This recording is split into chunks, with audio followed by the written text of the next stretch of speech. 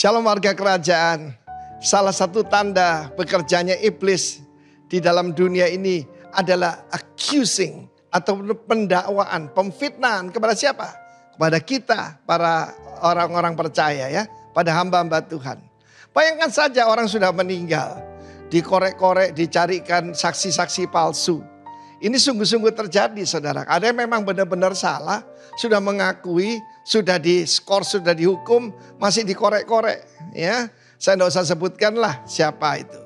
Tetapi kita mau belajar bagaimana saya sampaikan minggu lalu, the God that stooping down, Tuhan yang membungkuk ke tanah. Di dalam Filipi pasal kedua dia berkata, segala dosa itu karena selfishness. Tuhan Yesus mengajarkan hidup yang selfless.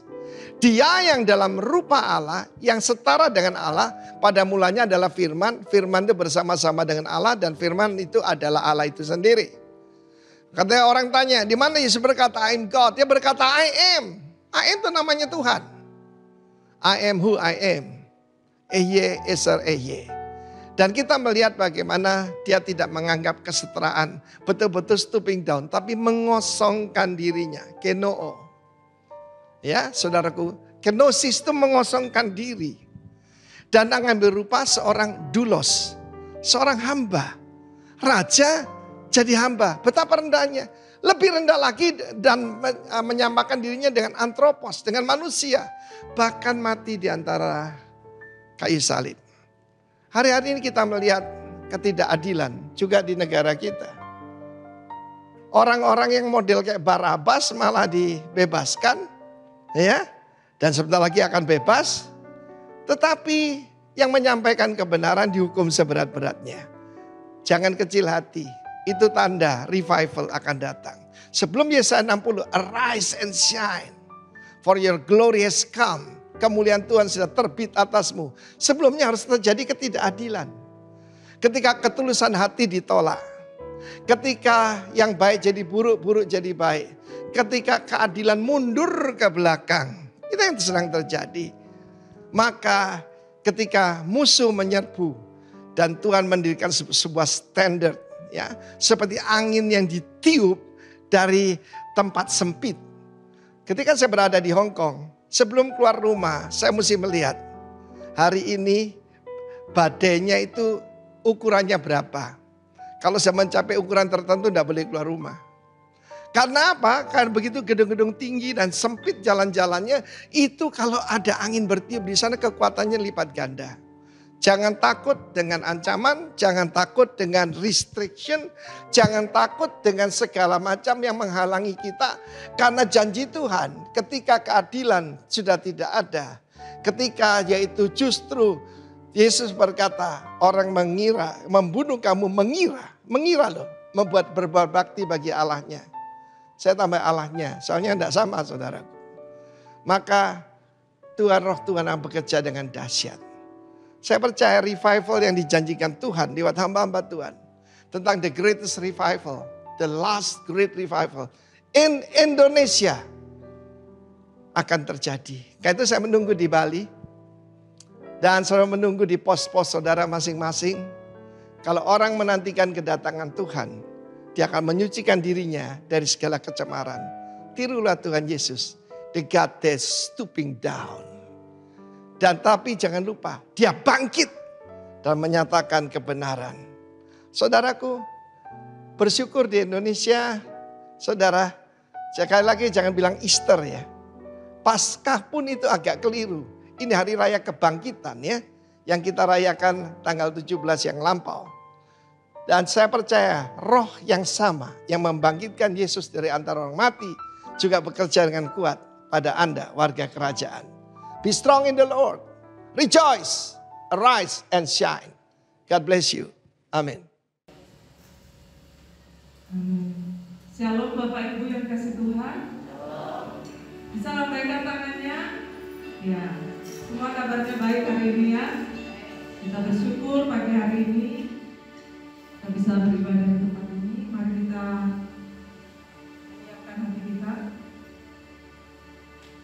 Bapak kami bersyukur buat pagi hari ini Tuhan. Terima kasih untuk semua anugerah Tuhan yang luar biasa. yang kami terima dalam kehidupan kami Tuhan. Sehingga kami bisa ada sebagaimana kami ada hari ini Tuhan. Semua karena kemurahan-Mu. Kami mau mempersembahkan ibadah kami pagi hari ini Tuhan. Hanya untuk hormat kemuliaan bagi nama Tuhan. Terima kasih kami mau memberikan yang terbaik buat Tuhan pagi hari ini. Kami serahkan ibadah kami hanya di dalam nama Tuhan Yesus. Amin.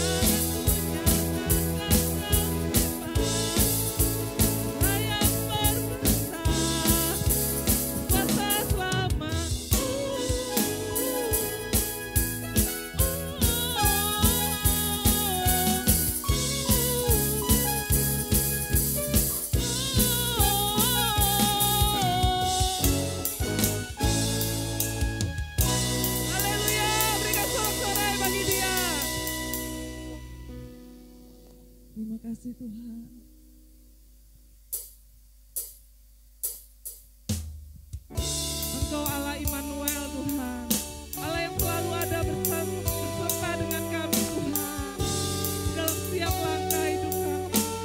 Terima kasih Tuhan.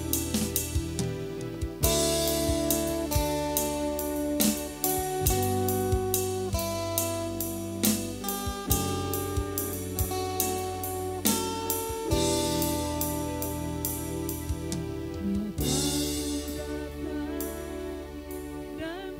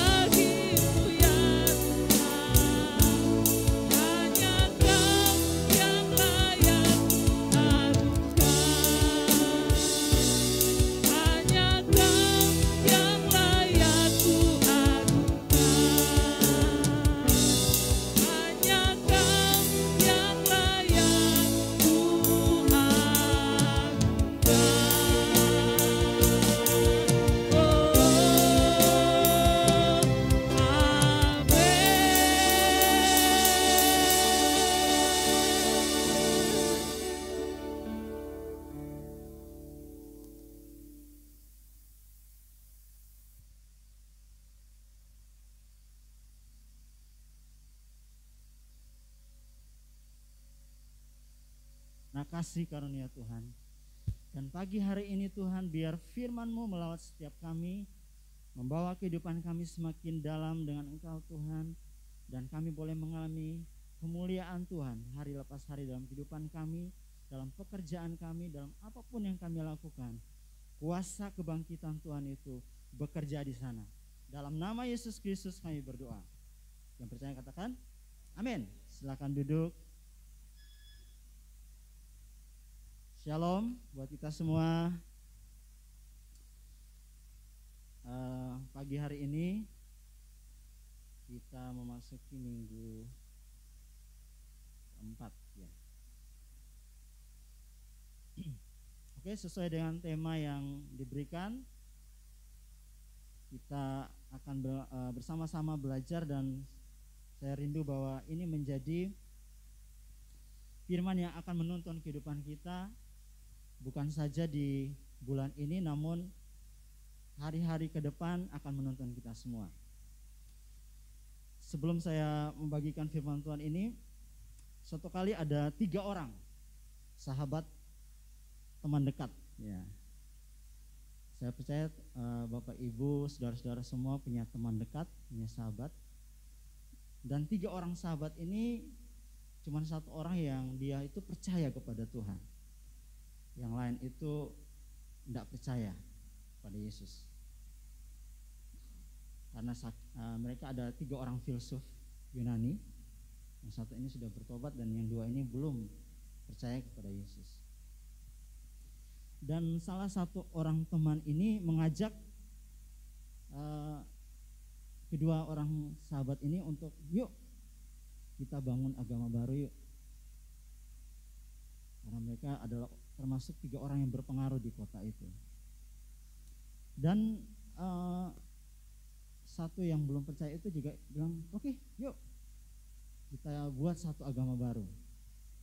Yang anak Tuhan yang percaya ini dia bilang gini, oke, saya setuju dengan kamu, kita akan buat agama baru, tapi ada 3 pertanyaan yang harus kamu jawab. Lalu temannya, ada syaratnya, dia bilang. Lalu apa sih 3 pertanyaan yang harus saya jawab? Yang pertama,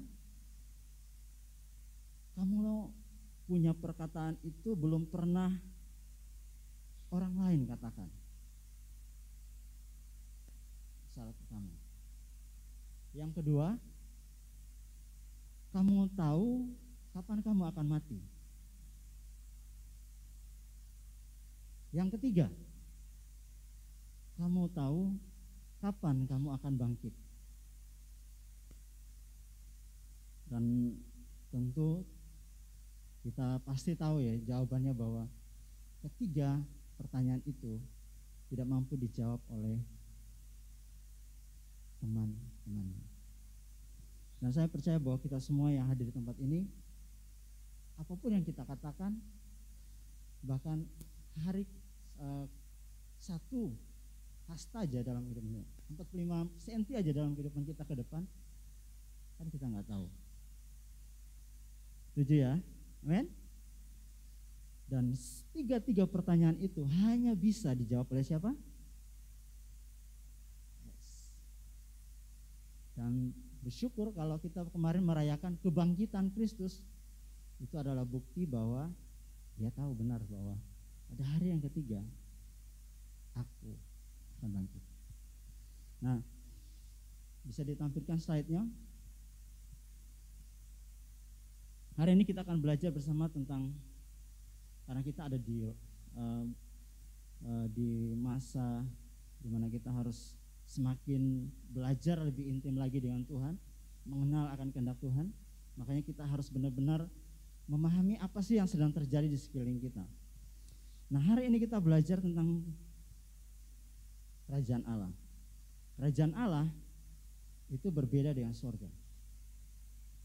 Banyak orang menyamakan kerajaan Allah itu sama dengan surga. Padahal itu sesuatu yang berbeda. Kalau kita belajar dari waktu Yesus mengajarkan murid-muridnya doa Bapa kami, bilang gini, Bapa kami yang di surga. Surga itu adalah tempat kediaman Allah. Bapa kita. Dikuduskanlah namamu, datanglah apa? Kerajaanmu di mana? Di bumi. Seperti di mana? Seperti alamat Bapa kita.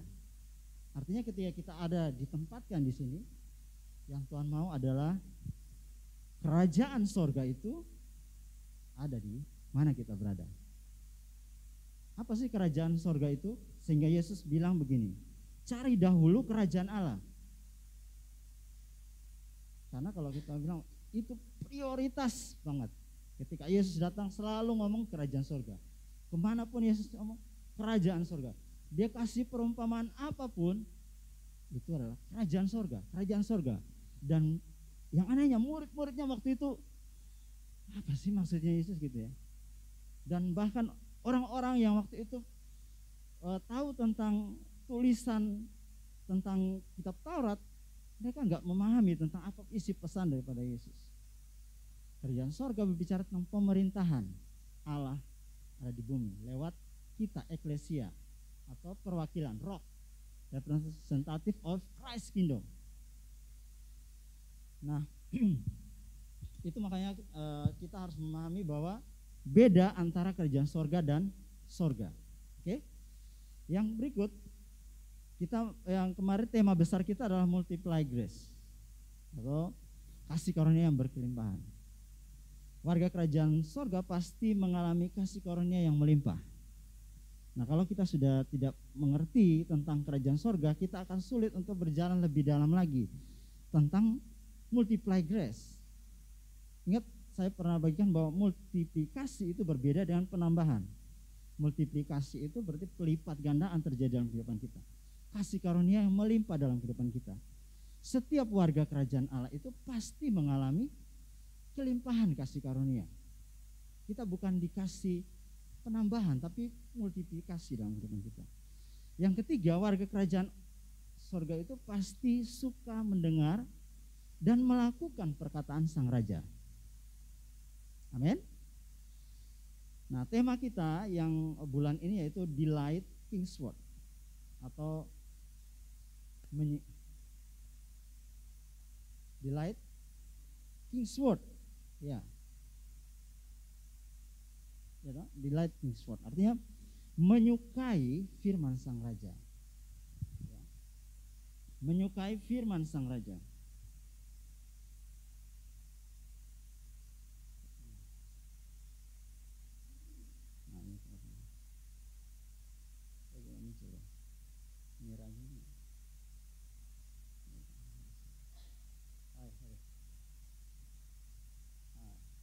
Oke, menyukai firman sang raja. Oke, lanjut dulu ya.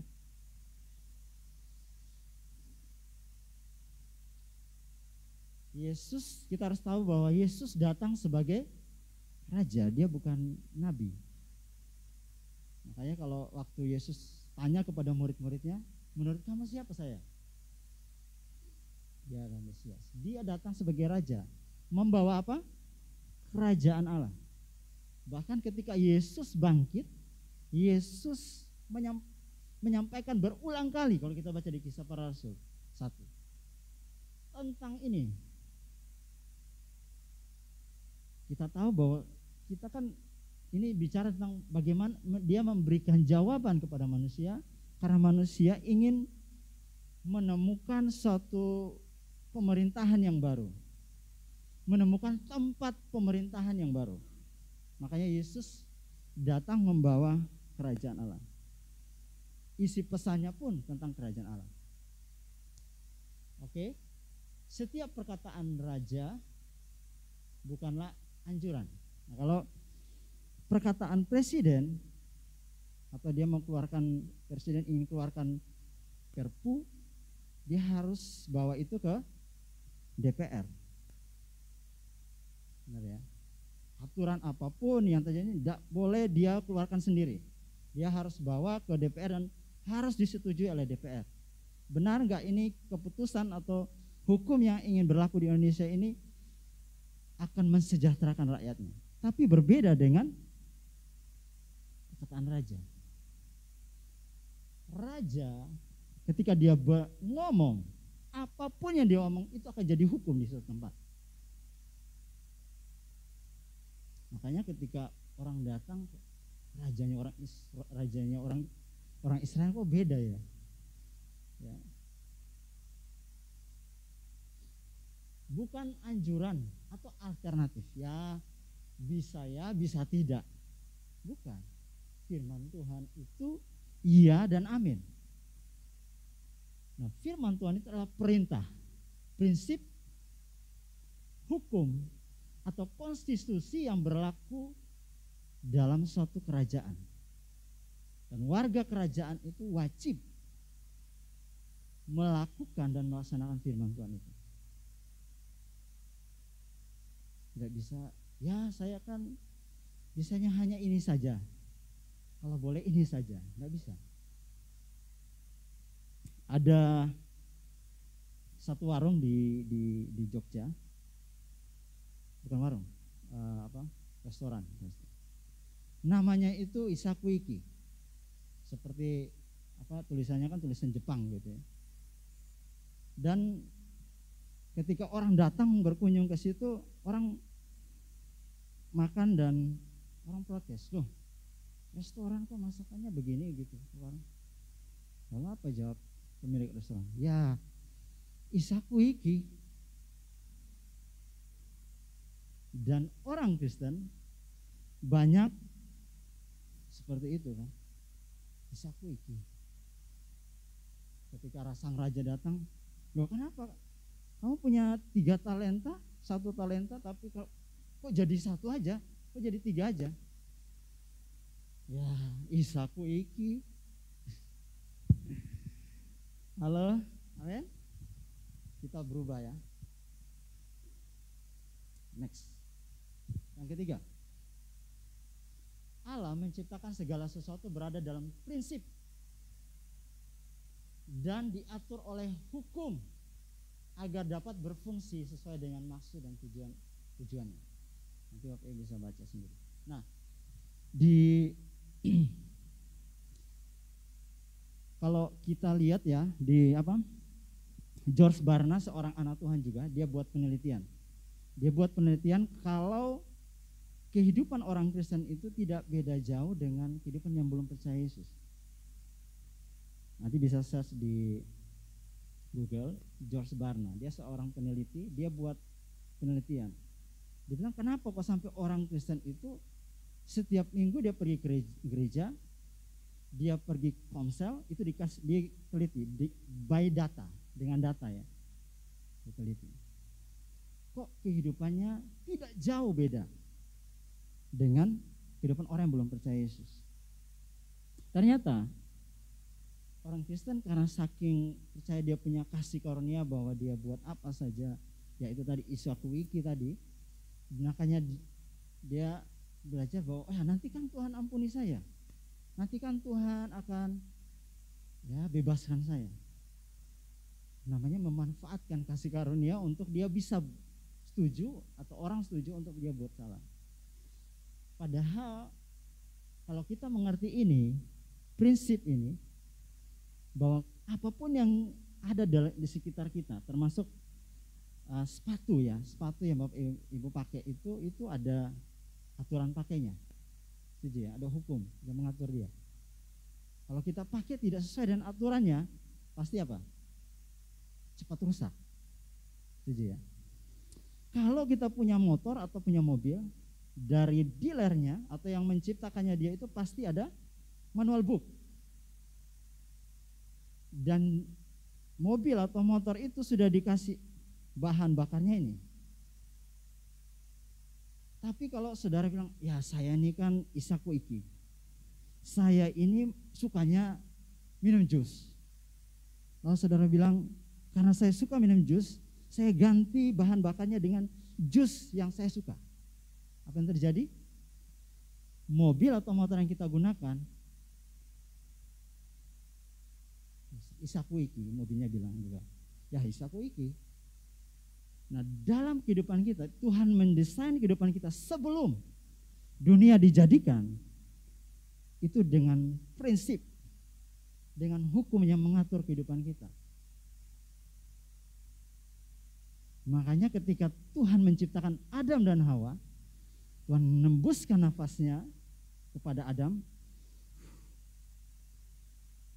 Adam menjadi manusia yang hidup. Ditempatkan di Taman Eden, dan Tuhan kasih hukum, kasih instruksi. Semua pohon, buah yang ada di taman ini boleh kau makan. Tuhan kasih cek kosong, boleh. Ini boleh, ini boleh, ini boleh. Tapi satu nggak boleh kamu makan. Buah pengetahuan yang baik dan jahat. Bukan pohon apel ya. Salah itu dijawab, ada kadang-kadang masih ada salah persepsi dari saudara-saudara kita lah. Pohon apel salah, itu pohon apel itu bukan buah pohon pengetahuan yang baik dan jahat. Tapi kenapa Tuhan kasih hukum itu? Karena waktu kamu makan buah itu apa? Kamu akan apa? Mati. Itu hukum atau enggak? Hukum yang membatasi. Kadang-kadang kita berpikir karena kasih karunia saya bebas. Ya. Kebebasan tanpa hukum yang mengatur kehidupan kita akan menjadi anarkis. Atau kebebasan tanpa batasan itu akan menjadikan kita itu brutal, melanggar hak orang lain. Makanya kehidupan kita harus diatur. Nah, ketika Adam mengambil buah itu, apa yang terjadi? Dia makan. Dan semua orang yang ada di dalam diri Adam ikut apa? Mati.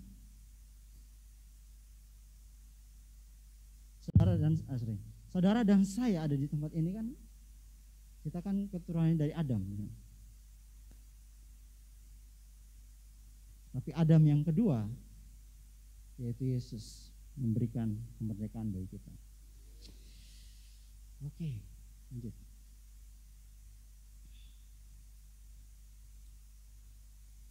Ya, ini termasuk hukum itu termasuk mengatur hidup kita. Hidup dan mati kita ini diatur oleh hukum dan prinsipnya Tuhan. Nah, ada kabar buruk. Kebanyakan kita nggak suka kabar buruk ya. Tapi hari ini kita belajar ini. Ada kabar buruknya. Manusia pertama tadi ya, memberontak terhadap Adam atau hukum Allah sehingga membangkitkan maut. Saya butuh Pak Riki, silakan maju ke depan. Tuhan kasih otoritas kepada Adam. Ini contohnya Adam. Tuhan kasih otoritas kepada Adam untuk apa? Berkuasa di bumi. Waktu Tuhan kasih hukum bahwa semua pohon atau pohon buah ada di taman itu boleh kamu makan, itu ada sudah diserahkan sepenuhnya kepada Adam, termasuk hidup, termasuk maut. Maut itu nggak hidup waktu Adam belum makan buah itu. Tapi waktu Adam ambil buah dari Hawa ya. Hawa ambil, apa yang terjadi? Adam mati.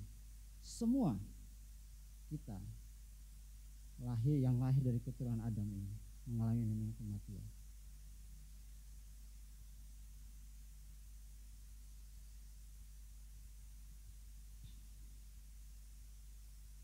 Oke. 1 Korintus 15 ayat 56. Bisa kita baca sama-sama? 1, 2, 3. Sengat maut ialah dosa, dan kuasa dosa ialah hukum Taurat. Ketiga, 2, 3. Dosa beri hidup kepada kematian. Jadi waktu tidak ada dosa, kematian ini tidak hidup. Tetapi kehidupanlah yang ada dalam kehidupan Adam.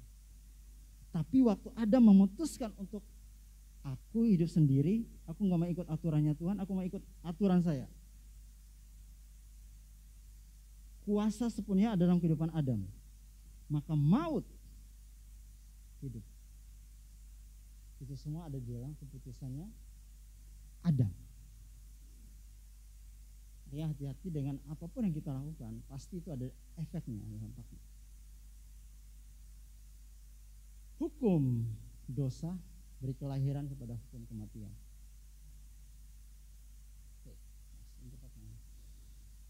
Berdiri sini, dulu sini ya. Kita baca sama-sama. Kabar baiknya. 1, 2, 3. Yesus datang ke dunia untuk mengembalikan hukum Allah yang semula. Jadi Tuhan Yesus datang mengembalikan hukum. Bagaimana supaya caranya kembali hukum yang pertama itu? Adam mengalami kehidupan yang kekal. Itu kabar baik. Roma 7 ayat 12 sama-sama. The law is apa? Holy. Nah, banyak orang Kristen salah paham. Mereka anti terhadap hukum. Sehingga kecenderungan orang Kristen sekalipun setiap minggu ibadah, dia langgar aturan lalu kemudian hatilah Tuhan ampuni saya. Contoh saudara, saudara kan tidak boleh makan yang jeroan, yang lemak atau apa kan, itu mengakibatkan kolesterol nih.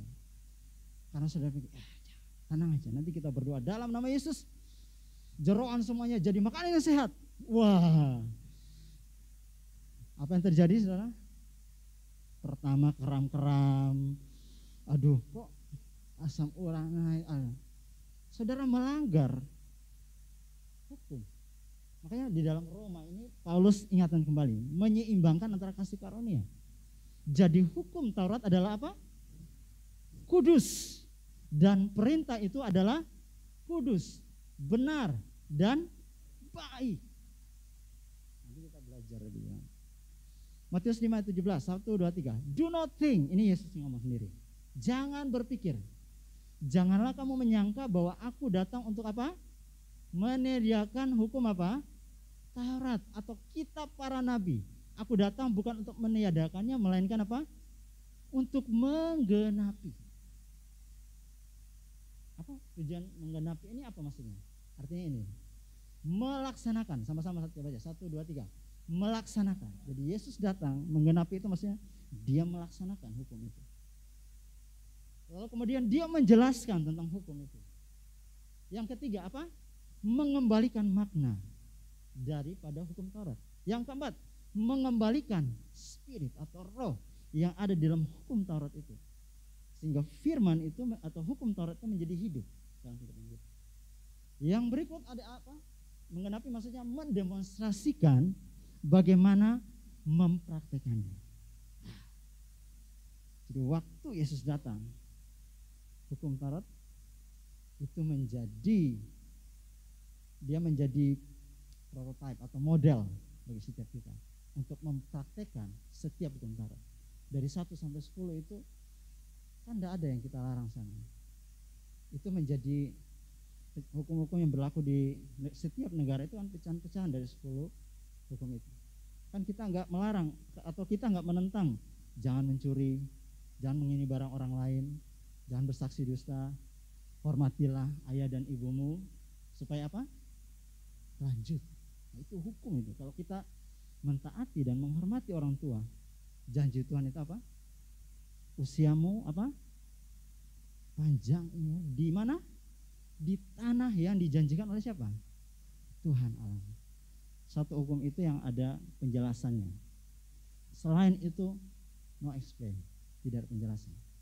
Wajib. Nah, kita tahu bahwa ini mungkin apa ya? Agak sulit untuk kita mengerti, tapi mari kita belajar sama-sama supaya kita menjadi jemaat yang dewasa di dalam Tuhan. Kabar baik yang berikut, Yesus datang, baca sama-sama yuk, 1, 2, 3.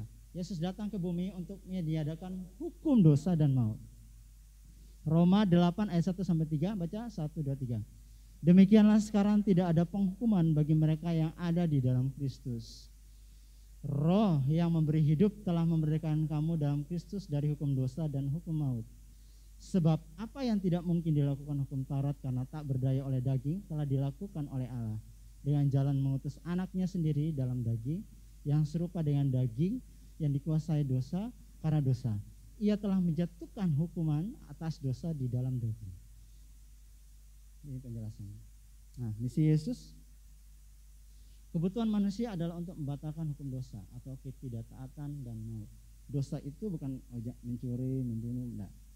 Ketika Adam jatuh dalam dosa itu bicara tentang menentang perintah Tuhan. Sin, karena dia kalau bahasa Inggrisnya kan sin, satu. Setiap kita menentang perintah Tuhan itu namanya dosa. Aku nggak mau taat lagi dah, aku mau ikut kehendakku sendiri. Itu namanya dosa. Sama-sama baca 1, 2, 3. Umat manusia adalah korban dari hukum yang dikreasikan Adam. Setuju ya? Akibat Adam berbuat dosa, semua kita harus mengalami namanya kematian. Itu bukan kreasi saya, tapi kreasi nenek moyang kita. Ayat 3. Bagian ketiga. 1, 2, 3. Satu-satunya jalan untuk mengubah hukum itu adalah menciptakan pembaruan dari hukum yang lama. 4. Yesus datang ke bumi untuk menghancurkan hukum dosa dan maut. 5. Yesus datang untuk membalikan hukum yang telah dikreasikan oleh manusia. Pengaruh dari hukum dosa dan maut. Yuk kita baca 1, 2, 3. Sebab itu sama seperti dosa telah masuk ke dalam dunia oleh satu orang, dan oleh dosa itu juga maut.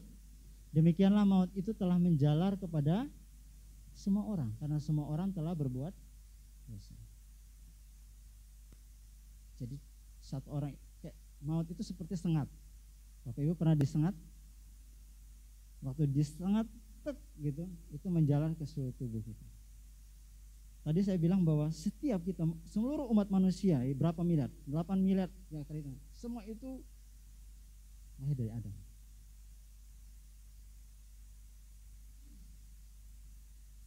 Dahsyat ya Tuhan. Cuma satu orang tapi kok bisa jadi miliaran. Oke, ini penjelasannya. Saya minta Moti dan juga Adi. Ini bisa lihat ya.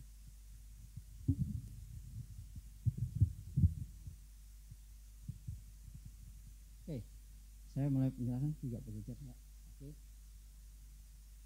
Ada di sana ya. Lihat. Bisa kelihatan ya. Karena ketidaktaatan Adam melahirkan apa? Dosa atau pemberontakan. Lalu kemudian dari dosa melahirkan apa? Maut. Ini taat, ini dosa, ini kematian.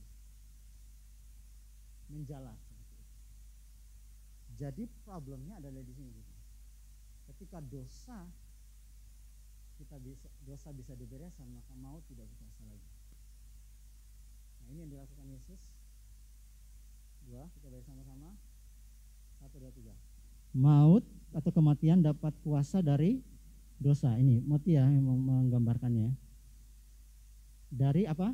Ketidaktaatan siapa? Adam. Ya. Bukan Riki ya.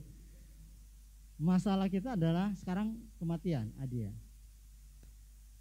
Dan tidak ada satu orang pun sampai sekarang kan tidak bisa pecahkan ini masalah misterinya.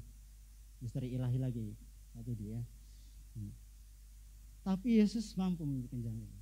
Roma 5 ayat 17 sama-sama baca dan suara keras 1, 2, 3. Sebab jika oleh dosa satu orang maut telah berkuasa oleh satu orang itu, maka lebih benar lagi mereka yang telah menerima kelimpahan kasih karunia dan anugerah kebenaran akan hidup dan berkuasa oleh siapa? Satu. Jadi Yesus harus datang sebagai apa? Orang benar. Tunduk kepada hukum Taurat, perintah Bapaknya, tanpa dosa, sehingga akan terjadi. Ini. Saya loncat aja ya. Dia belajar kalau di kitab Ibrani dia belajar menjadi taat. Yesus datang sebagai manusia 100% dan Tuhan 100%. Dia belajar menjadi taat kepada kehendak Bapaknya. Dari ketaatan yang menghasilkan apa? Kasih karunia. Ketika orang hidup dalam kasih karunia, maka dia mengalami kehidupan yang kekal. Ini jadi waktu ketika kita sebelum ditebus, kita mengalami namanya kita mati, tapi kita tidak bisa bebas dari kematian. Kenapa? Karena ada sengat maut tadi itu. Mengakibatkan kita tidak berkuasa atas kematian. Tapi ketika Yesus datang, taat kepada kehendak Bapaknya, dosa bisa nggak berkuasa atas Bapaknya? Nggak bisa kan, dari atasnya tadi kan begini. Karena ketidaktaatan menghasilkan apa? Dosa kan. Tapi kan kalau dia baru dosa melahirkan apa? Maut.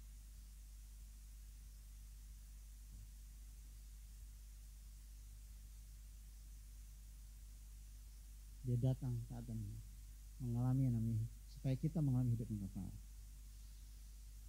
Oke, lanjut. Baca sama-sama. 1, 2, 3. Dan sesudah yang dapat binasa itu mengenakan yang tidak dapat binasa, dan yang dapat mati ini mengenakan yang tidak dapat mati, maka akan genaplah firman Tuhan yang tertulis. Maut telah ditelan dalam kemenangan. Hai maut, di manakah kemenanganmu? Hai maut, di manakah sengatmu? Sengat maut ialah dosa, dan kuasa dosa ialah hukum Taurat. Tetapi syukur kepada Allah yang telah memberikan kepada kita kemenangan oleh Yesus Kristus Tuhan kita. Waktu Yesus datang, sengatnya jadi jongkok maut. Hukum dosanya tidak bisa berkuasa. Kenapa? Karena dia tidak berbuat dosa. Otomatis sengat bisa nggak sengat? Nggak bisa. Makanya kalau kita lihat bagaimana Yesus di kayu salib, Yesus kan nggak mati karena dia ditikam, tapi karena dia bilang begini, ya Bapa, ke dalam tanganmu apa? Kuserahkan.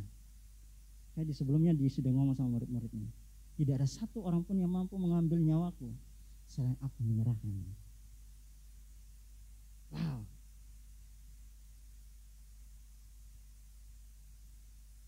Jadi ketika kita yang mati bersama dengan Kristus, di dalam Kristus, kita pun akan mengalami namanya. Kita akan mati sekali.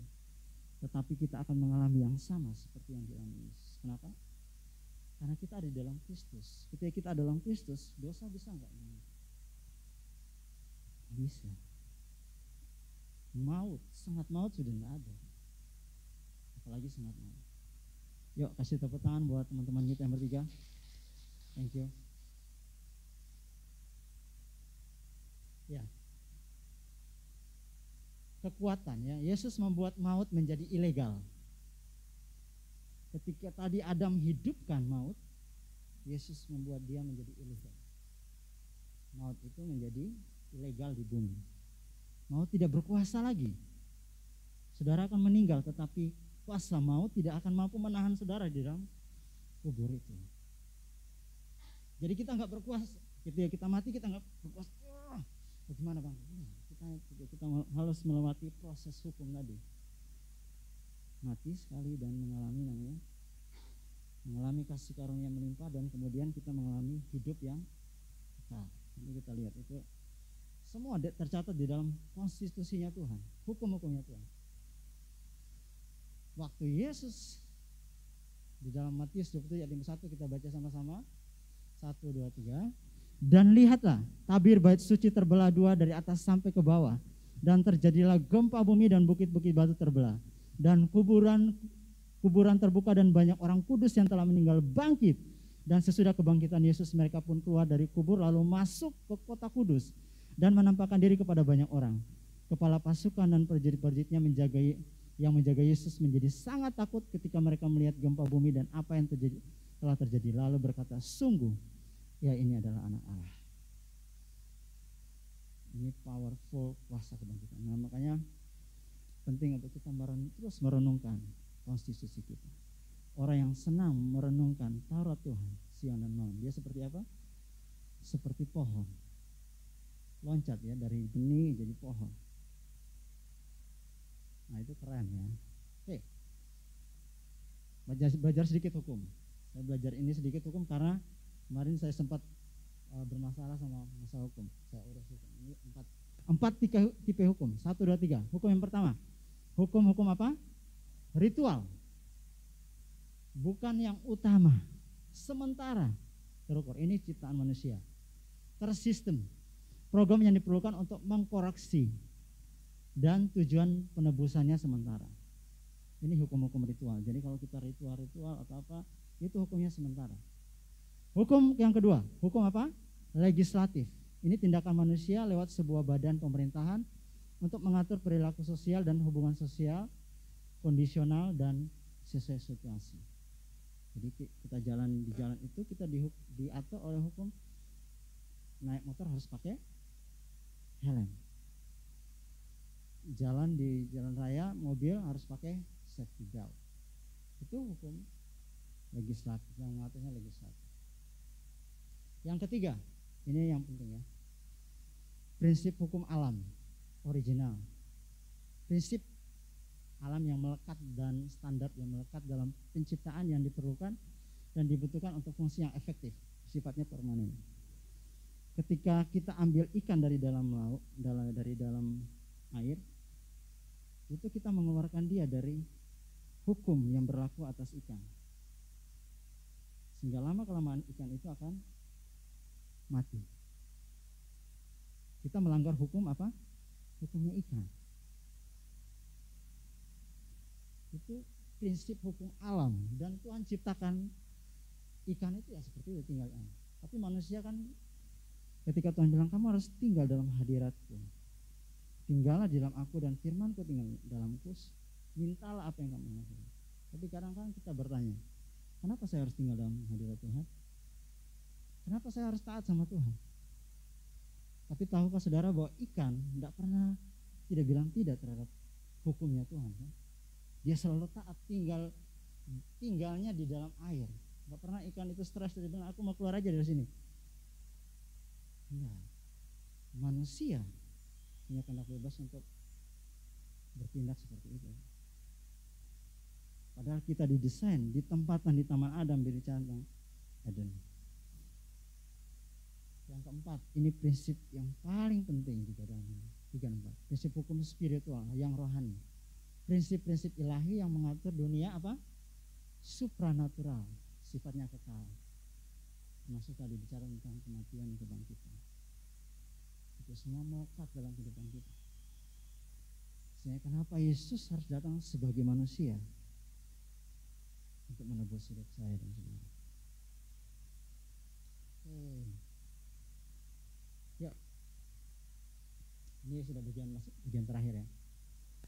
Kasih karunia, disiplin, tanggung jawab. Ingat bahwa apapun yang kita lakukan itu karena sekarang Tuhan itu tinggal di dalam kita, menggenapi Taurat Tuhan. Artinya kemampuannya Tuhan itu ada dalam kehidupan kita untuk mempraktekkan firman Tuhan itu. Nah, ini seorang raja Daud. Dia hanya mengalami, bukan Roh Kudus itu tinggal dalam dia, tapi Roh Kudus itu hanya di atas kepalanya lah, mengurapi dia. Tapi dia punya pawaian dahsyat. Berbahagialah apa? Orang yang tidak apa? Berjalan menurut nasihat orang fasik. Orang fasik ini bukan orang nggak percaya. Dia percaya, tapi dia mengabaikan hukumnya Tuhan. Yang tidak apa? Berdiri di jalan orang berdosa, dan yang tidak duduk di mana? Kumpulan pencemooh. Ayat 2. Tetapi apa? Yang kesukaannya, his delight, ialah apa? Taurat Tuhan, dan yang merenungkan Taurat itu siang dan malam. Waktu saudara di hari Minggu dengar khotbah, pernah gak saudara merenungkan itu? Apakah setelah sampai di tempat kerja, wah hari ini harus kerja apa ya ini? Jarang. Tapi ketika kita belajar dari seorang raja yang mengalaminya sendiri, dia bilang, setiap orang yang merenungkan Taurat itu siang dan malam, ia seperti pohon yang ditanam di tepi aliran air, yang menghasilkan buahnya pada musimnya dan yang tidak layu daunnya. Apa saja yang diperbuatnya berhasil. Saya rindu bahwa ini menjadi bahan praktek kita, bahwa tahun ini kita akan mengalami ini. Seperti pohon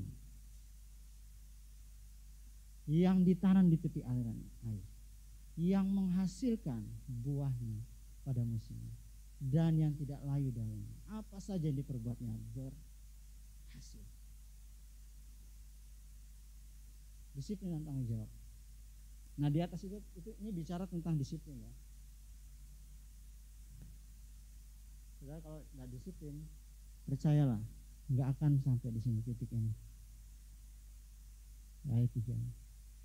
Karena ini akibat. Yang ketiga ini akibat dari ini. Hukum ini.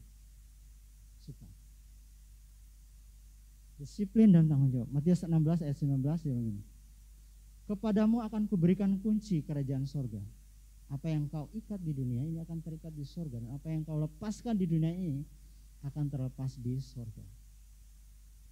Kenapa dibilang akan? Karena bicara tentang kunci itu kan akses. Hanya orang yang dewasa yang dapatkan akses ini.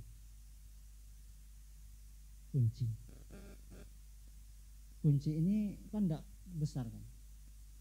Pernah Bapak Ibu saudara-saudara semua lihat kunci itu sebesar pintu? Hal-hal yang kecil dalam kehidupan kita itu bisa jadi apa?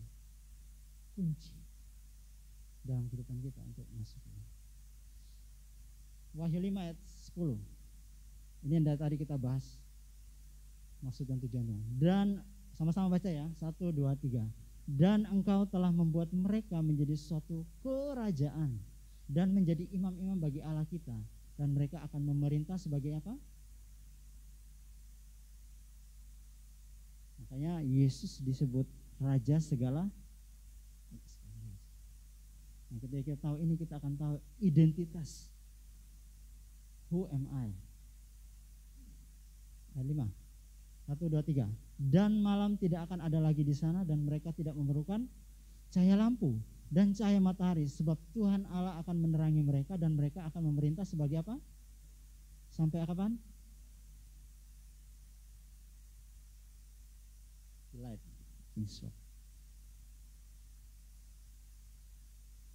Saya percaya bahwa ketika kita hari ini mengerti posisi kita nggak mungkin mengabaikan konstitusi, hukum yang mengatur hidup kita. Manual book, ketika kita diciptakan oleh Tuhan sudah ada manual booknya. Tapi kadang-kadang kan kita nggak baca manual book itu. Kita bilang, sudahlah, kita tahu lah ini pakai ini HP kan sudah lah, paling telepon, WA selesai. Tapi tahukah ada prinsip-prinsip yang mengikat handphone ini dan hidup kita?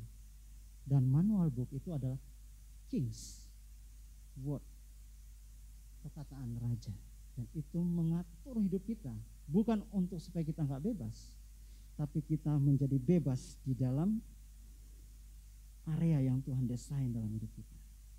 Dan kalau kita ada di dalam area yang Tuhan desain dalam hidup kita, Eden, the presence of God yang ada, kita akan menjadi orang yang maksimal, dewasa. Cara berpikirnya itu akan cara berpikir yang berbeda, bukan cara berpikir yang biasa-biasa.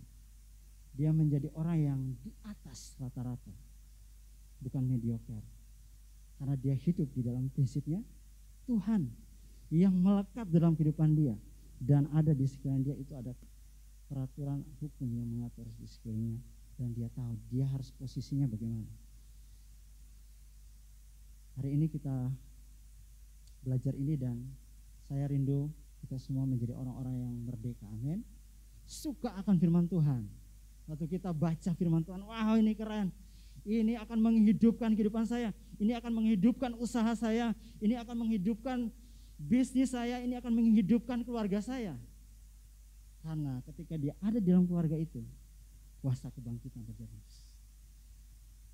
Dosa mau tidak berkuasa lagi atas kehidupan keluarganya. Kenapa?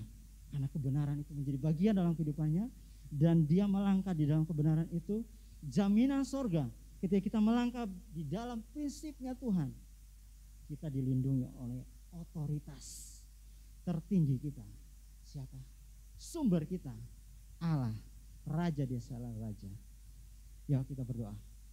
Terima kasih Tuhan, kami bersyukur buat pagi yang indah ini. Kami boleh merenungkan, kami boleh belajar bersama-sama. Kami harus menjadi warga kerajaan Allah yang tetap berjalan di dalam prinsip-prinsipnya Tuhan.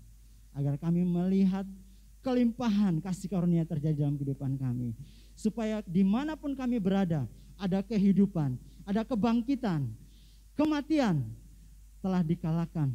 Dan kami sebagai warga kerajaan-Mu Tuhan, semakin memperluas kerajaan Allah.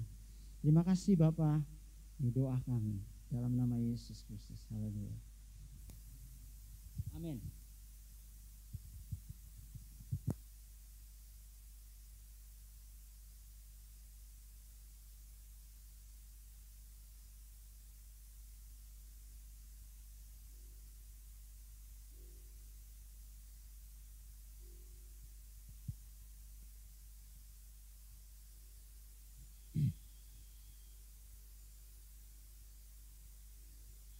Kami bersyukur dan berterima kasih kepada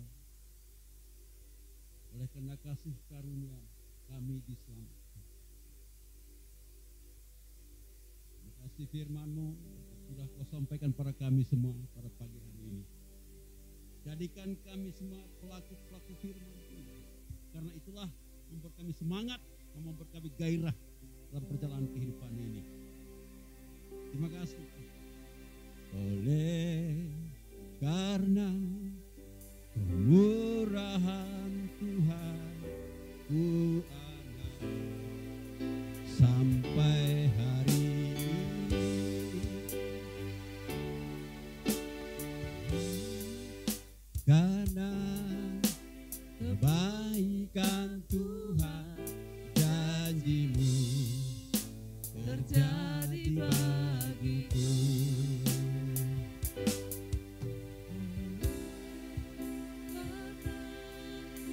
Kebaikan Tuhan ku ada sampai hari ini. Amin Tuhan, terima kasih. Oleh karena kemurahan Tuhan, janji-Mu terjadi bagi. Amin. Ku sembah Kau Tuhan. Mari kita bangkit berdiri bersama-sama. Kau Tuhan, ku mengangkat tanganku, selamanya Kau ajaib bagiku. Kami sembah-Mu, ku sembah Kau Tuhan, ku mengangkat wajah-Ku, selamanya Kau ajaib bagi. Kami sembah-Mu,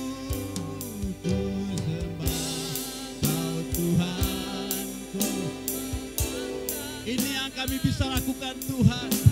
Kami memuji-Mu, kami menyembah-Mu, karena kami tidak bisa membalas kebaikan-Mu Tuhan dalam kehidupan kami.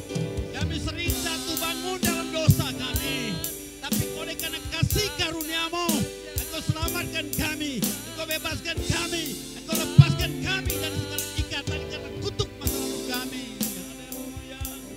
Ku sembah Kau Tuhan, ku mengangkat wajah-Ku, selamanya Kau ajaib bagi.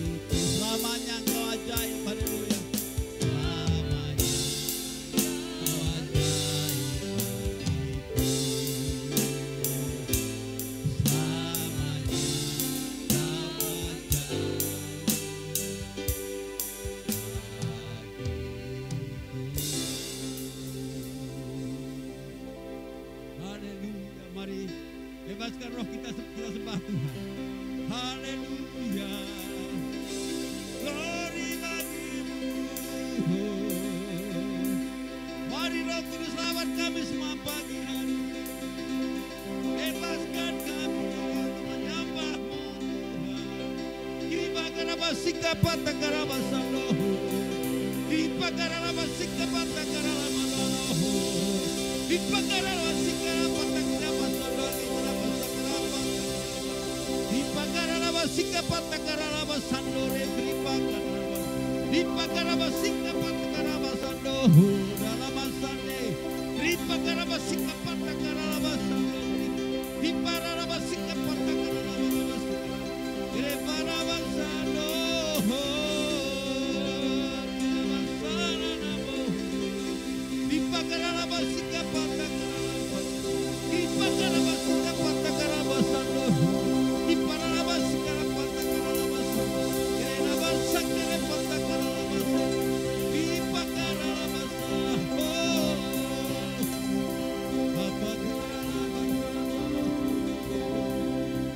Haleluya. Haleluya. Karabas.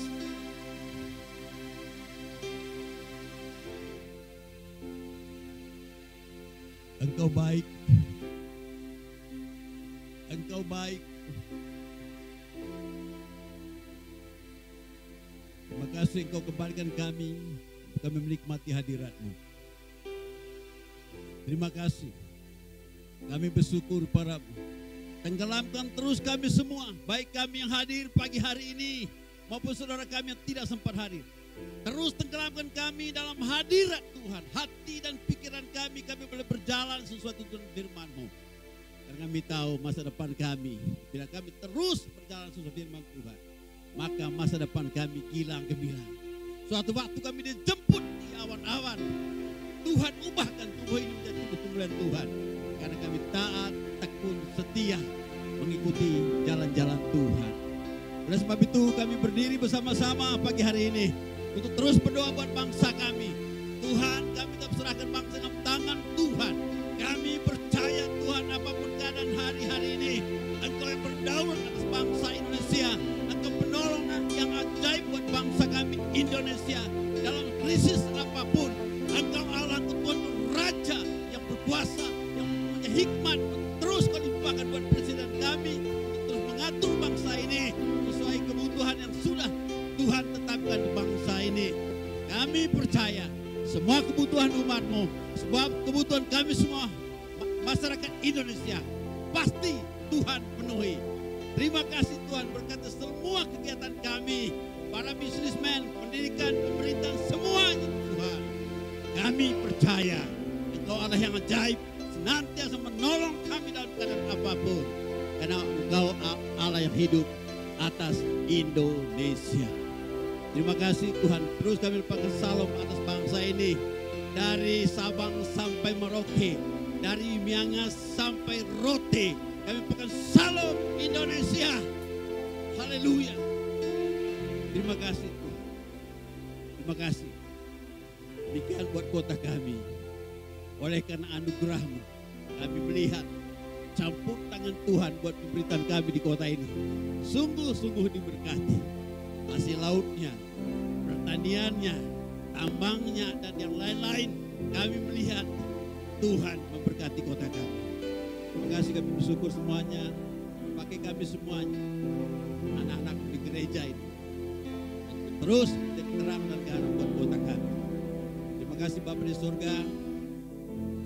Sebentar kami juga memberi persembahan pembangunan. Tuhan berkati persembahan pembangunan kami. Satu kerinduan kami ya Tuhan Yesus, kami boleh memiliki tempat ibadah yang permanen. Oleh sebab itu berkati kami semua umat-Mu, agar apa menjadi kerinduan kami. Haleluya. Semuanya tergenapi. Terima kasih Tuhan. Berkati pemberitaan kami di bidang perizinan gereja ini. Sekarang sudah menjadi Pak Camat sosialisasi, berkati Bapak Camat kami dan seluruh jajaran. Tuhan berkati lingkungan Perang Biji, Tuhan berkati semua. Terima kasih Bapak di surga, beri hikmat kepada hamba-hambamu yang menangani untuk mensosialisasi untuk pendirian tempat ibadah kami. Kami bersyukur demikian Tuhan persembahan umum. Kami kiranya apa yang kami berikan saat memotivasi daripada kami anak-anakmu untuk memuliakan Tuhan. Terima kasih Bapa di surga, sekali lagi berkati kami semua yang hadir pagi hari ini. Berkati umatmu yang tidak sempat hadir.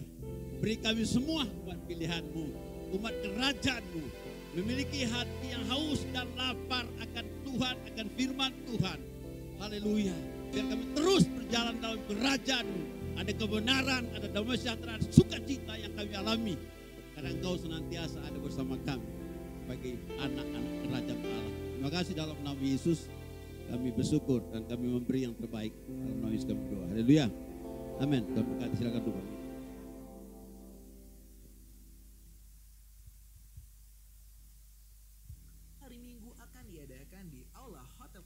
Acara akan dilaksanakan pada pukul 8 pagi. Dihimbau untuk jemaat hadir menggunakan protokol kesehatan. Sumbau berdoa minggu ini akan diadakan secara online melalui aplikasi Zoom yang akan di-share melalui grup WhatsApp. Bagi yang belum bergabung silakan menghubungi Bang Lamphot. Kami mengundang Bapak Ibu, Saudara sekalian untuk berkumpul bersama dalam komsel. Mengenai waktu dan tempat silakan menghubungi GKM yang tertera. Bagi yang belum bergabung silakan ikut bergabung. Ibadah Roki akan diadakan pada hari Minggu pukul 11 WITA. Bagi jemaat yang tergerak untuk membantu pembangunan gereja bisa melalui rekening BNI atas nama GB Rock Sumbawa. Selamat hari Minggu, Tuhan Yesus memberkati.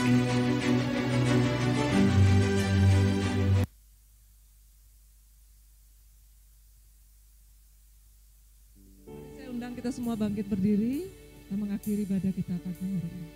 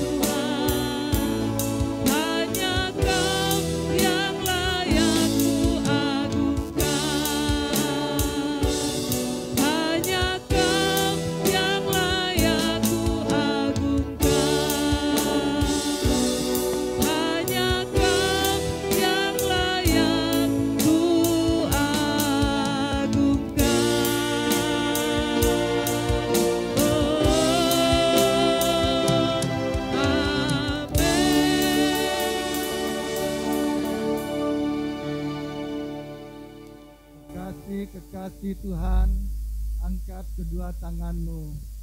Terimalah berkat dari Allah Bapa, Putra dan Roh Kudus, yaitu Tuhan Yesus Kristus yang senantiasa